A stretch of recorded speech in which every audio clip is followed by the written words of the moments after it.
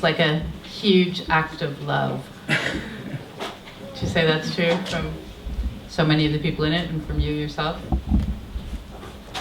Of course, you know. Without love, there's really nothing, you know. Could you speak a bit more direct into the mic? Better? Yes. Yeah.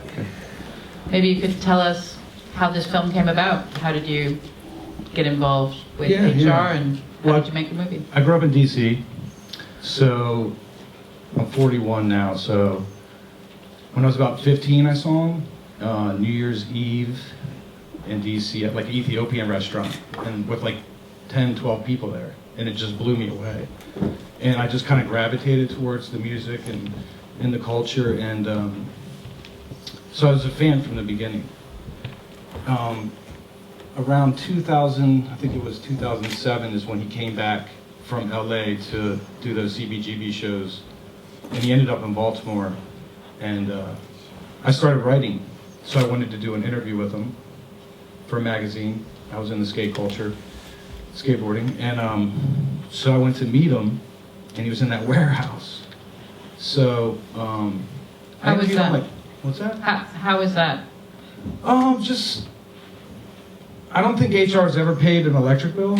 You know, I don't think he's ever like committed to, you know, he's always been that free spirit, you know, as you can see. So a lot of people have kind of put him up at places, you know, where he can get by. So, you know, he was kind of living in destitute, and it was awkward. I did 3 interviews with him, and we kind of hit it off, and he just mentioned, hey, you should do a documentary. So I was like, yeah, let's do it. But I didn't have any, you know, I thought you'd shoot a couple interviews and, you know, get some footage and put it up there, you know, and it'd be done. But Had you made any films before? no, I He suggested didn't even it. know how to turn a camera on. So,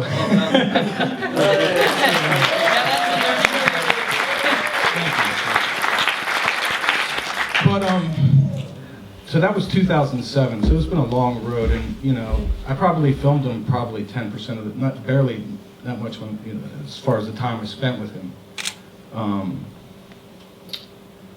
But you know, he always instilled that PMA to me, and like, you know, I read the book and he told me about it, that anything the mind can conceive and believe it can achieve. So I applied that to trying to be a filmmaker and trying to finish this film. So that was huge. How did you feel about that kind of positive mantra that he was espousing when he was living destitute in a warehouse? Didn't look like it was working for him in that situation. Did that seem like a kind of cruel hope for somebody who was really struggling, or was it a support? Well, I think he's always kind of had that, you know, to look to, and just his faith, you know, has carried him through those times. You know, like those lyrics, if you're a Bad Brains fan, like I survive, etc. He's like somebody who like lives those lyrics. You understand? Like you listen to somebody and they're saying something with music, but you know, then you might meet them in real life, or you know, it's just a song. But Can I just say, we are massive weapons fans. And there is a sadness, you know, there definitely is a sadness that is different to the beginning. yeah, I mean, it is sad. You know, it's extremely emotional for me, you know, because there's a lot of stuff I went through with him that isn't on the screen, and that I couldn't even explain or begin to get anybody to really understand, you know. But the good thing now is that, you know, there's a little bit of redemption, you know, for somebody who has psychological illnesses that we don't really understand. That, And we don't judge. Can I ask Yeah. a question about the illness? And if you basically said that from the demo, you're not going to sell out and live a certain life, your peers have changed, you look behave in a certain way, and your peers start behaving differently. You think that person's down, but maybe this family living their consequences of the life they've chosen to live. You might be able to have someone else. So you just basically, I'm going to live this life. I don't think he's changed a lot. He's a bit mad, but maybe he's doing these things. It's not mad, it's just something. yeah, I mean, I agree. Like what? What he's mean, sometimes he looked like he was having quite a good time. Sometimes he looks like he's like, oh, then this. But it did seem. Right. Yeah, is it more other people's films that he might not do that at all? What's the question? The question is other people's projections about what people think is mentally ill, or so that person was not conforming So to. somebody living in a warehouse is not succeeding, but Yeah. maybe that is. But Well, I think living in a warehouse and the homelessness, those are just symptoms of the deeper things that are going on within his. absolutely, In his exactly, mind, yeah. exactly that, exactly. Yeah. Well, the issue of what's madness and what's creativity, what is a choice, is something that obviously people you spoke to for this film are thinking about, people who respect him and care about him. Did you have a view about that, and did that change through the course of knowing him? Whether he was ill, whether that kind of definition is useful. I mean, my sister is mentally ill, so it's something that I think about as well. And that anyone who, you know, I think it's true that pretty much anyone in this country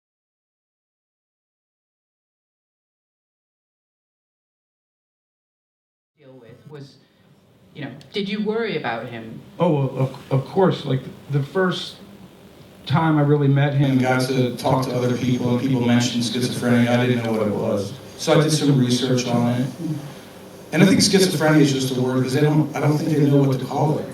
You know, they just don't even know what it is. I think he's touched by something bigger and deeper than, like Rory said, that we could imagine. You know. But I went home and researched it, and every like symptom that I saw was just like it was what I was.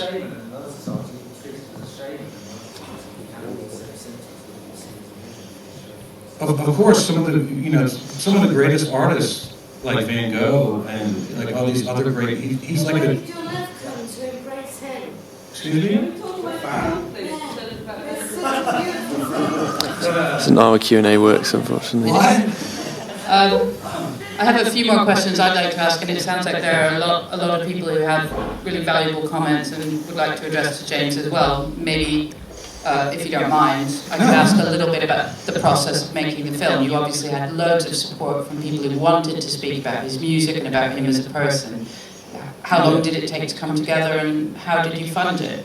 Well, that's the whole reason this film even got made. I mean, there was hundreds of people who supported it. You know, whether it was motion graphics, the music. We did a Kickstarter. Every single person. I think there's a few people out here, Luella and Kevin, producer Kevin's here, who supported it. You know, who wanted to see his story kind of get told. You know, and without that love and everything, with everybody coming together, it would have never happened. And so that must have really made you feel that even though you've taken on such a tall order, not having been a filmmaker before, that there were people backing you and well, it's a lot of backing you along the way. responsibility. It's a big responsibility. I mean, he's like a true icon of my generation. You know, he's the Chuck Berry So it's a huge responsibility. Do you think that it helps that there is that kind of filial piety in the punk rock scene? Funny that something that began, well, like a lot of popular movements, as iconoclastic, there is huge respect we see from a slightly younger generation of musicians that played with him and that you interviewed that show great respect for what he did. What do you think it was about Bad Brains and about HR that was so hugely significant and so moving? I mean, obviously you experienced it yourself, but as you talk to other people, they weren't the only American punk rock band. So what would you say was the unique thing about them that made them so powerful and so important? I mean, the music. I mean, Yeah. that's pretty, the music is everything. I mean, everything else is, what's in those records, what's in those songs, has the ability to inspire people and change people's lives. So the music is always, and I think he was a conduit through something bigger, And a hugely charismatic frontman, obviously. Yeah, I mean, yeah. And also, who's the greatest American reggae singer to come out of the 80s or 90s, You would say that's him as well. Yeah. Was this process exhausting, trying to decide who to put in the film? Also, you're not just getting testimonies from other people, but you were spending time with HR as well, and he was presumably going through a lot of different things. Was it? Yeah, there was just way too much footage probably through my inexperience and just not knowing what somebody was going to tell me. I interviewed a lot of people. Right. But the good thing is we got a book out of it too, a companion book, which is going to drop on January 17th through Lesser Gods Publishing in New York. So the book, you know, has a lot of stuff in it that we weren't able to get in the movie. What did you learn from the people you talked to that you hadn't already known, or obviously his family would have told you details of his life and so on, but did you get any perspective about him that you didn't expect through something that someone told you, whether it's Anthony, manager, or, you know, fellow musicians? Was there a single moment where you thought, wow, I really now understand something that I didn't before? Just through the interviews? Yeah, just I just think he's just kind of like a prankster. Right. You know, he's just like... That mischief he's got in his something eyes. inside that you just... And it's just... It's, you know, he's funny. You know? There was a lot of laughter, I noticed, as we were watching the film this evening, even though there's obviously a sad part to the story. Right. But, you know, that what they say that's like a strange, like an abnormal activity, strange things, you know. So, like, when I spent time with him or whatever, he would be wearing these crazy costumes, or he would make these things. And, Did he trust you? I think so. I think... Because it's a big deal to let someone in your life. Yeah, I think our friendship's very genuine, and you know, I think he confided in me when he went to South America. He came back, and I picked him up at the airport, and he just wasn't doing well. Yeah. And I sat down and talked to him for about 3 hours. And it's just, you know, when I left, I pretty much said, you know, when you're ready to get some help, you know, call me. You know, you gotta look at this, you know, if this was some other kind of illness, you know, and I think that's like really hard to try to tell somebody that they might be sick. And how did he receive that? I drove home 10 minutes later, because he used to live up the street from me. He called me and he said, you know, I'm ready, you know. And so I called Anthony, and his wife called Anthony, and then Anthony was able to get him into a program through the Grammys called Music Cares. So, because when, you know, he's not the only artist who's struggled with mental health issues, and often as a fan or lover of the music or admirer of the person, you listen to the story and think, geez, why didn't the people around them do anything? At first, when I was watching it, I was really prepared to think of Anthony, for example, as being, oh yeah, manager, probably not, you know, probably thinking of his own bottom line. I thought it was really interesting that the interviews with him showed that actually, although he admitted that maybe he should have thought more about it, and other people have said the same, that they did all struggle with it, they did reflect on it and care for him, but most people don't have that experience of knowing what to do, as people said. So, I mean, did you ever get angry and think, Jesus, why didn't someone help him before this? Oh yeah, it was kind of, I wouldn't say angry, but it was kind of hard to understand what was really happening. Right. Because some people around him just thought everything was okay. I don't know, it's just really hard to kind of explain, you know. I think a lot of people just want to ride HR's coattails. Right. And I think a lot of people put him on a pedestal, and, you know, but at the end of the day, he's just he's a human just like me and you, and, you know, we all have our defects of character. We all need help, you know. Did you ever worry that you put him on a pedestal, since you came to him as a fan and someone who loves his music and him as a person, that you didn't have the necessary distance as a documentary filmmaker? I'm not suggesting that's true, but some people would say, yeah, but the best person to make a film is somebody who doesn't have any, you know, any real emotional attachment. It seems clear to me that the film is as great as it is because of your love and admiration for him. But did you ever feel you might get to a place where you wouldn't be tough enough to show on the screen what needed to be shown? I mean, that was difficult, you know. Yeah, that was really difficult, but, you know, I think, you know, the truth is, you know, I just wanted to be truthful, you know, and I think that Joe would respect that, you know. When you say people riding his coattails, so does that mean when you look at maybe bands who had him play with them or other people that maybe they were exploiting him a little, or were you worried that that might be the case? I'm not asking you to diss any particular people. No. I mean, it's like HR's, hey man, HR's staying at my house, and then like 5 days later, it's like, oh my gosh, HR's just staying at my house. Like, can you help him get him out of here? So I mean, I don't know, his lifestyle is so. Is it more settled now? He's married. Yeah. Has someone who loves him. Lots of people who love him. Yeah. By the looks of it, are you under the, do you feel like things are going better for him? The arc of the film at the end, there are so many lovely, loving things at the end, and it seems that in shaping the film, of course, you want to end on something positive and uplifting. Is that where he's at the moment? Well, I don't think his story's over yet. Right. Of course, that's why I kind of left that blank But- slate at the end. yeah. But he's been going through his own health issues, and I don't really think I'm like the one to really talk about that. Sure. But he's got a really bad headache disorder, and he's been in a lot of pain through that. But hopefully things, I mean, I really haven't seen him a whole lot in the last Right. couple of years because we lived in Baltimore, and then he went to Philly with his wife, and then I had a couple babies and moved to Florida. Right. So we just talk on the phone, and I saw him in April, and So Bad Brains are going to be inducted in the Rock and Roll Hall of Fame. Is that They right? are? Next year? That's what Wikipedia told me. well, they I had a did quick get look. nominated, Right. rightfully so. And does it seem overdue to you? To me? Obviously you feel that they're a hugely significant band.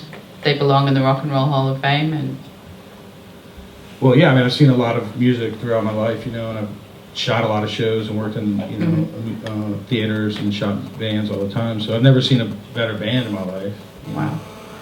But one thing I do want to say is that, we originally wanted to come to London because this is where Joseph was. He was born in Liverpool, and his Right. parents met here in London. And that was the plan. He really, really wanted to be here. And we were going to try to make it work because this is where we wanted to start and premiere the film. And unfortunately, he just wasn't ready to come out. So. Do you have a favorite moment in the film? I mean, I think there are so many touching things. The footage of him swimming as a little boy and then as a grown-up, and just that look of joy on his face. There are probably too many moments for you to choose, but do you have one that... Well, we went to Jamaica for 2 weeks. Yeah, that's not Because bad.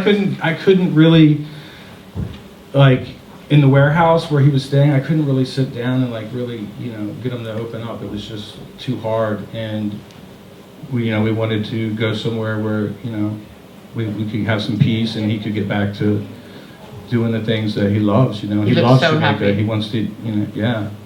So, he wouldn't jump off the cliffs for like 2 days, and then it was his birthday, and then he was like, woke up and was like, let's go. So. He's seen the film, I take it. He's seen pieces of it. But Like we he's not- literally just walked out the door with it. Oh, so, crikey. So we're really Yeah. seeing something that's just been Yeah. finished. Yeah. So he's not seen it in its No. entirety. Mm-mm. And how do you feel about that? You must be a bit It's nervous at showing it to the subject. Not with him. I'm Okay. with it. Yeah. So when will he see it?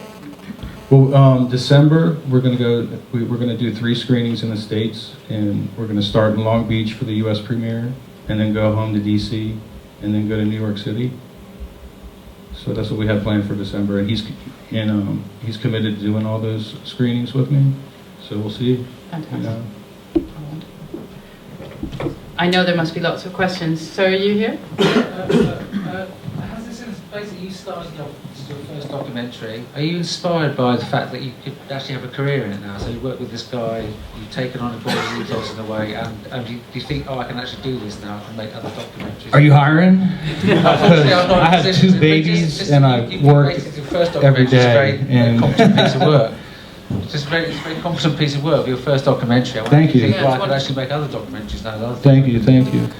Just to be, you say it's probably you believe it, so you can do it. You've done it. Right, anything the mind can believe, the So you mind think you can could be a achieve, right? documentary maker? I'd love to. I'd love to. If I can do that and afford to take care of my family, I would do it in a heartbeat. you That's a know? good start. Thank you.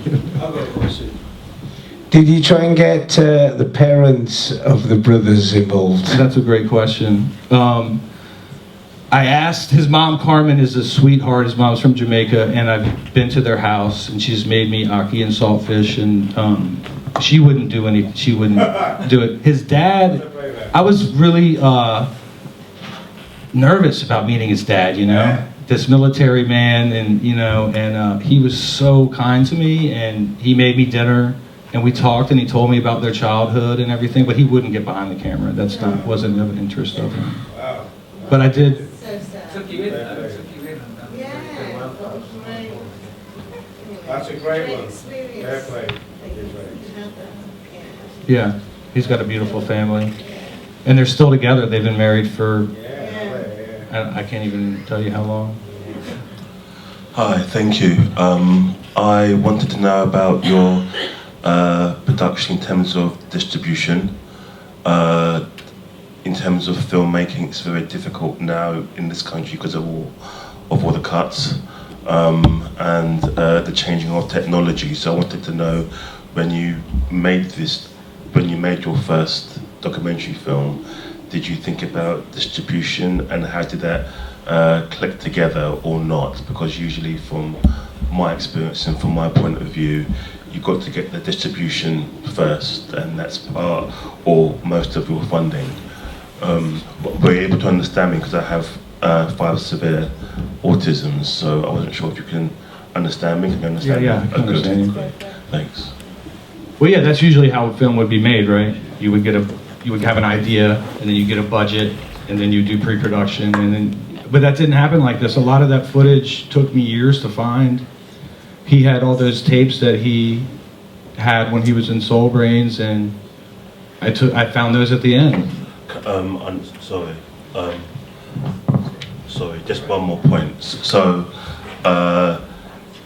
were you able to get that footage and the photographs through free copyright? So did they just waive that? Because that would have cost a fortune, right? Yeah, I mean, there was a lot of, once again, hundreds of people helped make it. The music, the soundtrack, all the original score. So all that is free? Not necessarily Okay. free, but, pretty cheap, Okay.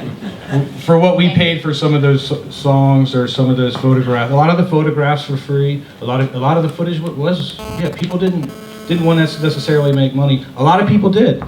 Some people wanted $5,000 for something, and I couldn't do it, so I just had to move on. It's really about the people who wanted it to happen, who wanted to be involved in it.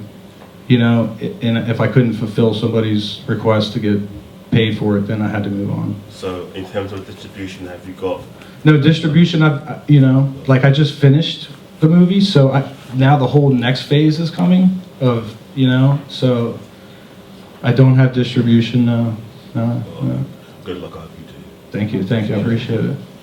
I mean, literally only 20 people have seen it. You guys are the first people who have ever seen it, so. Thank you.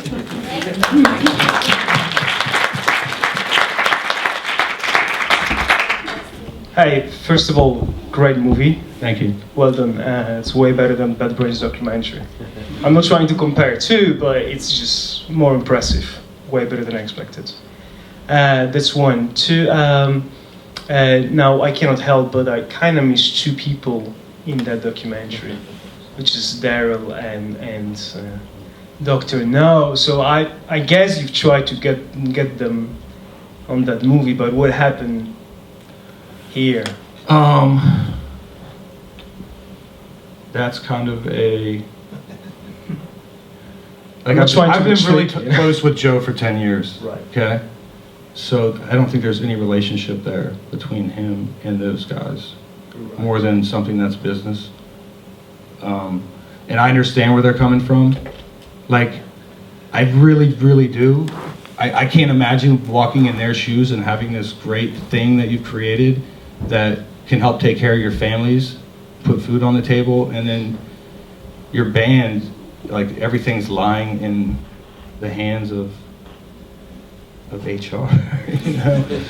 I mean, so they, you know, I don't know, and I'm not really, you know, I got to know.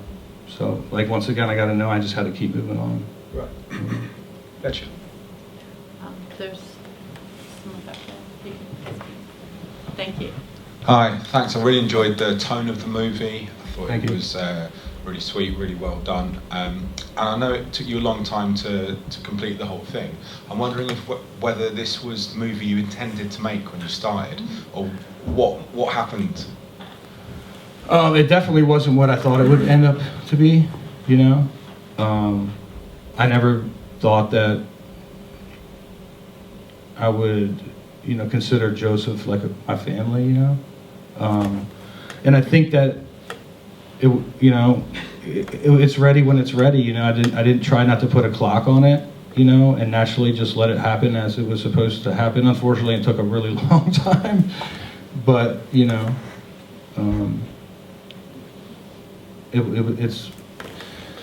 it's ready now, so.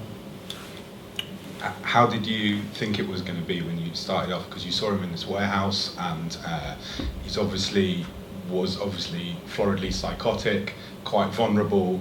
But you just don't know. I didn't know, because you just hear stories, you know. And then you could see Joe one day, and he could be the coolest cat, you know, and everything's cool.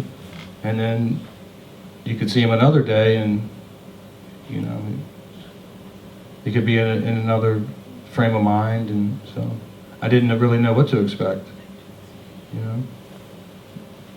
Could you pass the microphone to the back? Thanks. Thanks.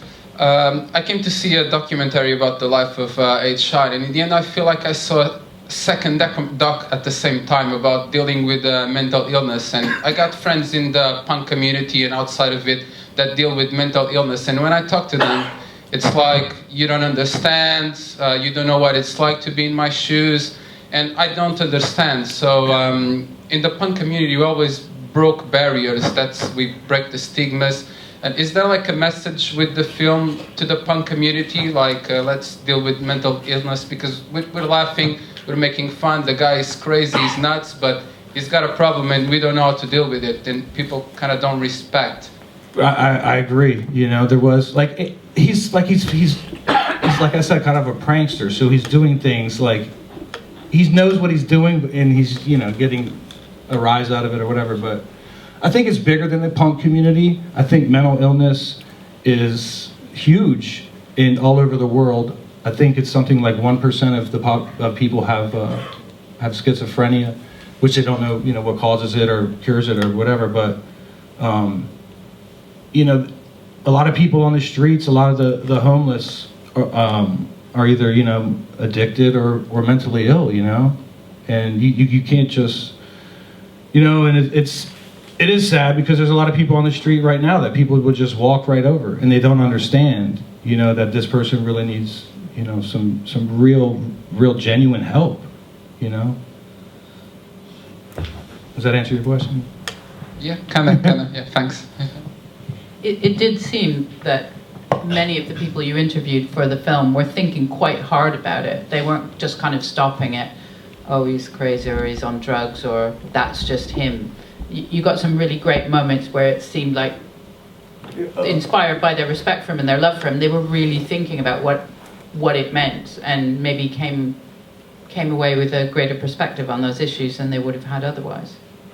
Yeah, I mean, there were a lot of people who were reluctant to talk about it, you know, right, because they love him so much and respect him so much that they wouldn't want to look at it like they're putting him down, you know, and that was the hard thing for me, you know.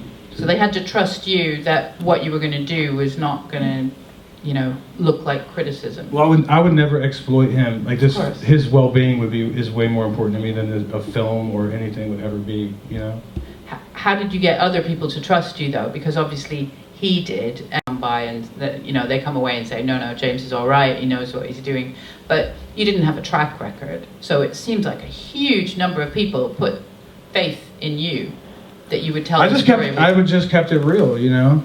I mean, I just kept it real and told them what was going on, and You know? Was there anyone who was suspicious or who? Well, there were grilled you people in? who were reluctant, you know. Right. There were definitely people who were reluctant, who didn't want to talk about that other side. They just wanted to talk about the good times, you know. Understand.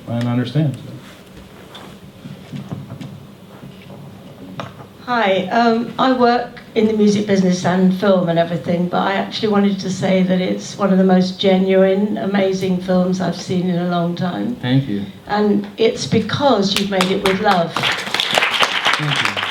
Because I think that the best films, you know, the documentaries that go in where people are not going to connect, are doing it out of some, you know, like we should make a film about this, don't ring true. And the reason people trusted you is because you were truthful and honest. And I think it's an important film. And I suppose my question is, I work with a lot of people that are like HR and, you know, I don't want to see them exploited. I love the joy and the love that you brought out throughout the film, that people genuinely cared and genuinely wanted to do something. But I think the other thing is, how do we help you get a lot of people to see it? Because it's not just about the music business, it's about the way that we treat people with mental health issues. You know, they're the same as everybody else. They're some of the most creative people that walk on this earth. And they're often vilified. They're often put in, you know, and I agree with you. I've been working across a visionary project. Sadly, the guy himself finds it difficult, but he believes that all homeless people should be given support and help because he himself was homeless, because, you know, they are actually going through mental health things, and we shouldn't put them in that homeless bracket. We should put them in another bracket completely. So I think what I'd like to ask you is, how can we help you get that film seen by a lot of people? Oh, that's a good question. That's what I'm trying to figure out now. I'm sure there's some people in this room who have got some contacts, but I just think it's more than just the music business. Social media, yeah. You know, social media, press, you know. Write something good about it and tag it in there, and tag it on Facebook or however, you know.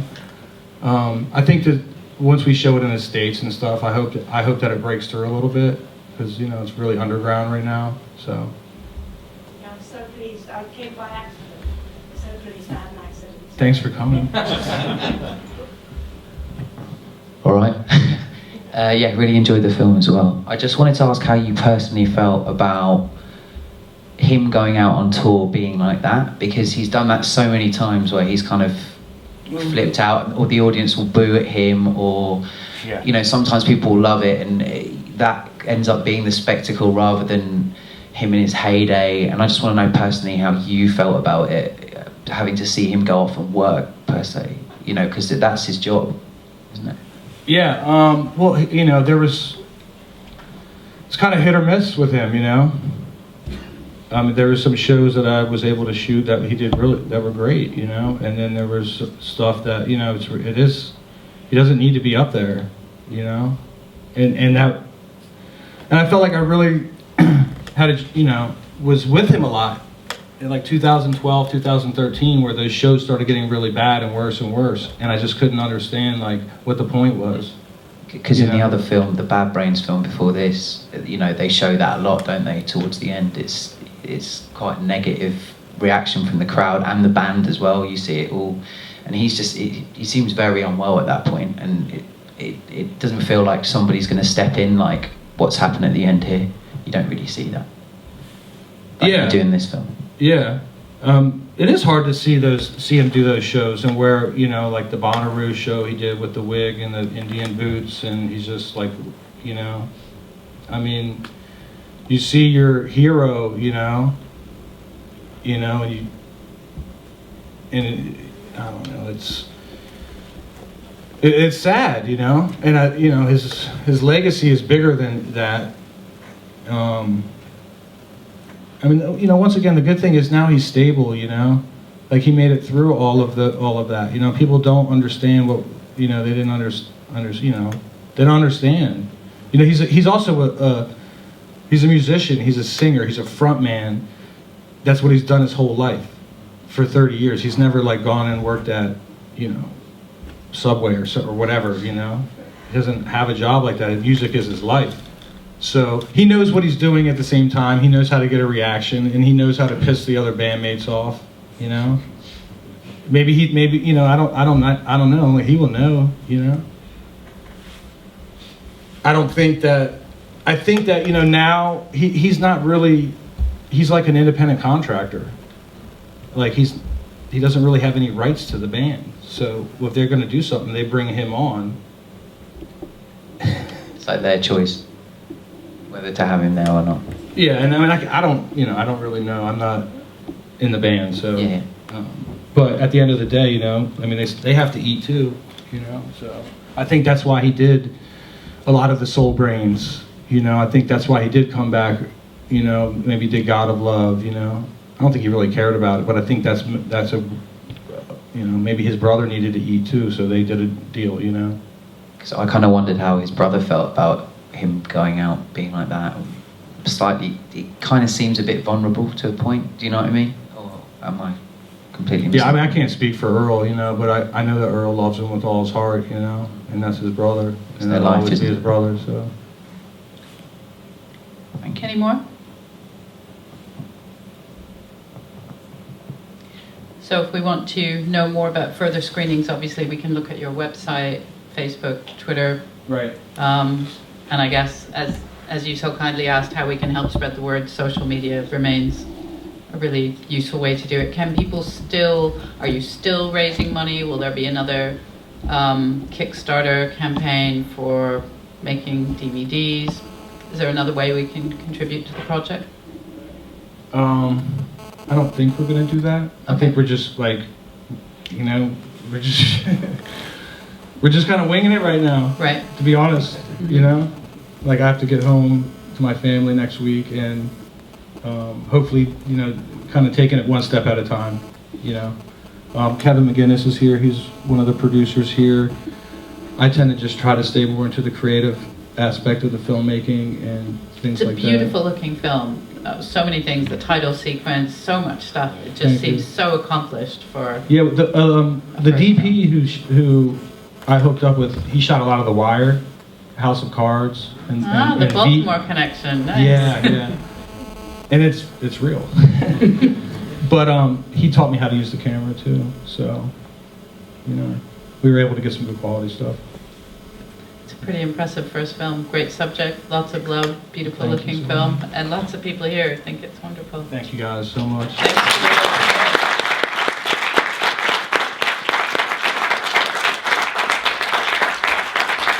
And thanks home.